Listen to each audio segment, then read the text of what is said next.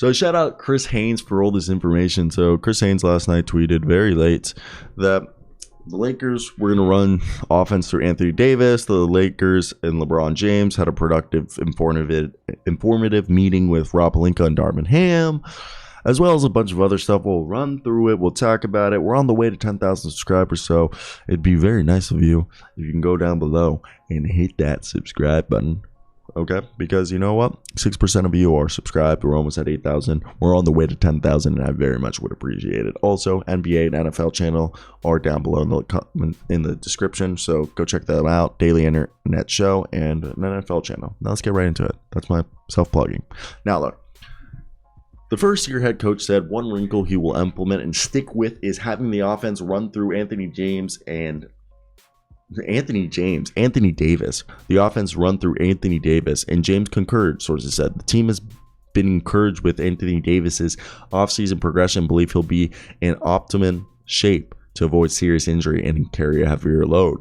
James is finalizing a destination to host the team's annual minicamp prior to training camp, with San Diego being the likely landing spot over Las Vegas, sources said. He hopes to build a better rapport with his teammates before entering this season. The meeting was deemed productive and informative. Pelinka made his feelings clear that he wants James to retire as a Laker and promised to provide him with every resource possible to compete for a championship each year he's with the organization, sources said. While contract dialogue was broached, the majority of the hour-long meeting was expressing concerns and hearing out strategies and opinions to ensure that there would be a repeat of last season's epic failure, league sources told Chris Haynes of Yahoo Sports. James, sources said, drilled home the importance of consistent competitiveness and cohesion, noting that last season's team didn't give themselves a chance on many nights. The focus for the future Hall of Famer is competing every night in order to give themselves a chance to compete for a championship. As for roster and tinkering, Pelinka explained patience will be key in any potential move the team makes, source says. In a collaborative effort, all parties to be aligned on a common vision of seeing how the roster plays out before any drastic moves are sought. So with that being said, what does that mean? That means that the Lakers are trying to make two separate trades using the first. One with Westbrook, and then the other trade, it seems like, with Horton Tucker, Kendrick Nunn, and whoever else they can trade. So that seems like what it is. Yohan Bua says yes, and so far as I think the ultimate price to trade Westbrook will include attaching 2 first-round picks. If the Lakers can finagle an alternative outcome, it'd be a pick swap or 2 second-round picks. That's a win for them, in my opinion. That seems unlikely, which is why there is a possibility Westbrook isn't traded, because the 2 trades mentioned, the Lakers would prefer Irving as the guy that they get in return. And I think any deal that would have Russell Westbrook for Irving would eventually be needing to include 2 first-round picks. And obviously, it doesn't seem like they will do 2 first-round picks for an Indiana deal, but they would do 2 first-round picks for an Irving deal. So it's a weird situation.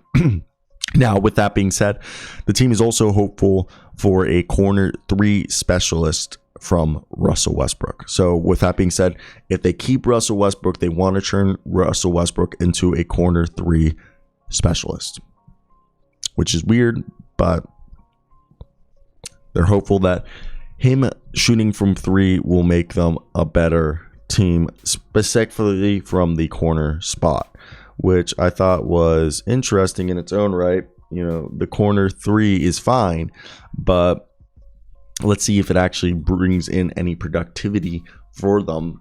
I don't see it being that great of a move, but I could be wrong. Now, that's where I want to hear your guys' thoughts down below.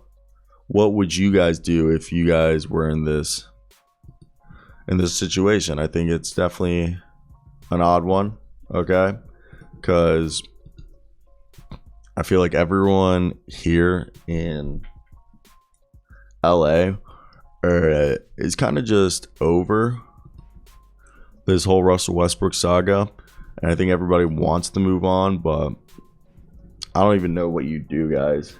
It's so weird, and I feel so bad for just LeBron James and Anthony Davis, because they're just going through all this shit.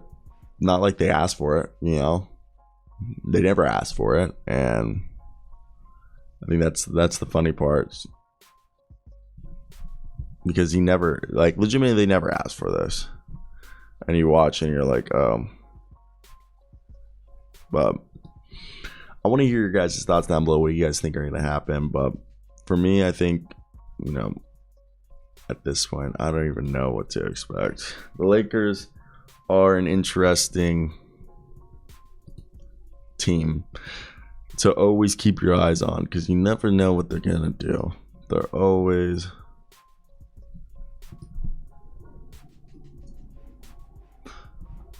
This team is just, you know, I'm dumb. This is a stupid end of the video.